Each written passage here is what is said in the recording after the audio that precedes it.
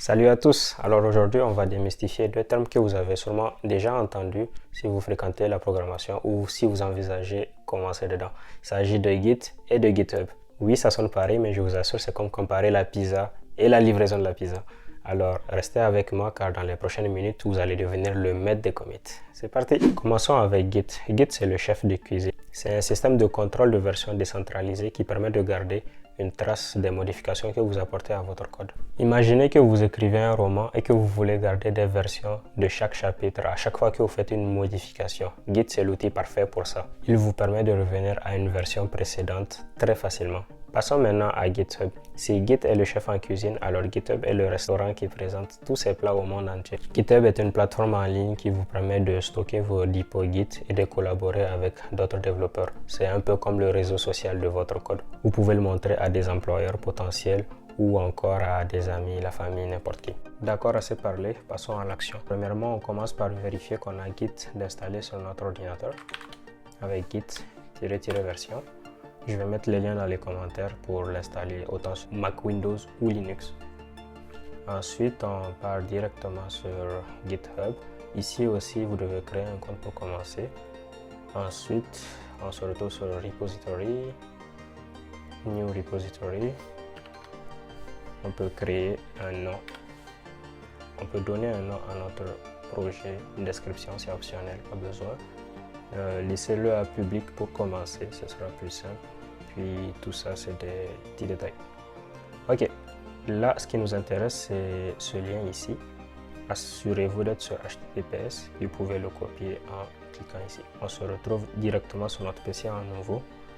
Ce qu'on va faire maintenant, c'est cloner le repo. C'est le rendre accessible sur notre PC. Avant ça, je vais me mettre sur mon bureau. Je préfère installer mes projets là-bas. À vous de décider où est-ce que vous voulez faire ça. Moi, je trouve ça plus organisé. J'ai plein d'affaires dessus. Puis ça se fait bien là. Git clone. Puis on colle le lien du projet qu'on vient de créer. Ok, c'est bon. Ensuite, on va passer sur Visual Studio Code pour ouvrir le projet qu'on vient d'installer. C'est ça ici. Donc, on fait Fichier. Ouvrir le dossier, c'est ça mon nouveau projet que je viens de cloner. Ok, c'est bon, ça a l'air correct. On voit qu'on n'a rien encore dans le projet. On va commencer par rajouter un petit fichier, puis un code de test là, juste pour confirmer qu'on a.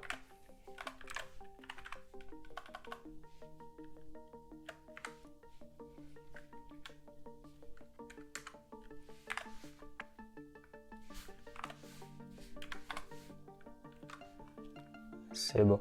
Vous devez ensuite ouvrir un terminal ici. L'affichage sera peut-être différent chez vous parce que j'ai des plugins d'installer. Mais c'est ça. Normalement, on doit voir le nom du projet. C'est le nom du dossier dans lequel vous vous trouvez. Ça va avoir le nom que vous avez spécifié. Puis, tout ce qu'il faut faire pour commencer, c'est indiquer à Git d'enregistrer tous nos changements. Vous voyez le petit U ici. Et il est passé à A. U, ça veut dire untracked. C'est que le fichier n'est pas encore traqué.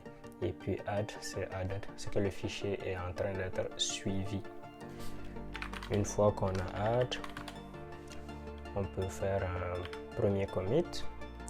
L'option M, tirer, puis les guillemets pour ensuite mettre le message qu'on veut à l'intérieur. Puis, pour synchroniser avec GitHub, c'est-à-dire mettre nos changements en ligne, on fait uniquement un git push. De nouveau sur GitHub, nos changements sont présents. C'est bien beau tout ça, mais en contexte réel, lorsqu'on a plusieurs développeurs qui travaillent sur le même projet, avec chacun qui touche à sa fonctionnalité, les choses sont un peu plus compliquées. Donc c'est là qu'entre en jeu le concept de branche. Une branche, c'est comme un univers parallèle si vous voulez. Ça vous permet d'essayer vos idées, mais sans nécessairement affecter le code principal, genre le code que tout le monde utilise concrètement. Je vais vous montrer avec un site que j'apprécie beaucoup qui permet de comprendre visuellement les concepts et puis de voir qu'est-ce qui se passe. On va créer une branche. Pour créer une branche, on va faire un git checkout b feature 1. On va en mettre une deuxième. Donc feature 1, c'est la première fonctionnalité que le développeur 1 travaille dessus, puis feature 2, deuxième fonctionnalité. Main, considérez-le comme notre source principale. On va simuler un changement sur chacune des branches.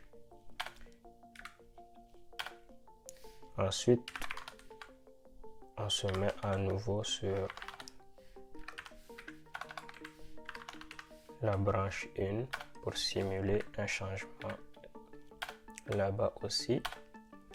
Puis là, il y a deux manières de faire en sorte que les deux développeurs mélangent leur travail ensemble. Premièrement, il y a ce qu'on appelle un merge. Le merge, qu'est-ce que ça fait? Mettons-nous sur la branche main pour commencer. Puis, on effectue un git merge avec feature 1, par exemple, pour commencer. Ok, on voit que notre main possède maintenant tous les changements de la feature 1, mais pas encore sur le feature 2. Donc, faisons de même, feature 2. Voilà. Donc, merge, c'est un moyen assez simple de permettre de prendre tous les changements des deux branches des deux utilisateurs. Par contre, ça devient rapidement très compliqué lorsqu'on a beaucoup de branches. Par exemple, peut-être beaucoup de développeurs ou beaucoup de choses sur lesquelles les gens sont en train de fonctionner. Donc, revenons à notre étape juste avant de merger. Ok, on est à nouveau sur la branche main avec les deux changements de la feature 1 puis de la feature 2. Cette fois-ci, pour récupérer les changements des deux branches, on va faire ce qu'on appelle un rebase. Comment ça fonctionne? Même chose, git rebase, ensuite le nom de la branche qu'on veut rebase, la première. Ensuite, même chose pour la branche numéro 2. Donc ici, on voit qu'il n'y a plus les deux flèches. Ça permet de garder un historique quand même assez linéaire. On est capable de remonter assez facilement pour voir quels changements ont été faits et dans quel ordre. C'est deux manières de faire les choses. Ça dépend vraiment de qu'est-ce que vous préférez. J'ai récemment commencé à plus utiliser Rebase parce que je vois que c'est plus puissant, mais par contre, ça peut venir avec des complexités un peu plus tard dans ce qu'on appelle des merge conflicts. Donc, vous en faites pas, c'est un sujet pour une autre vidéo, mais c'est tout.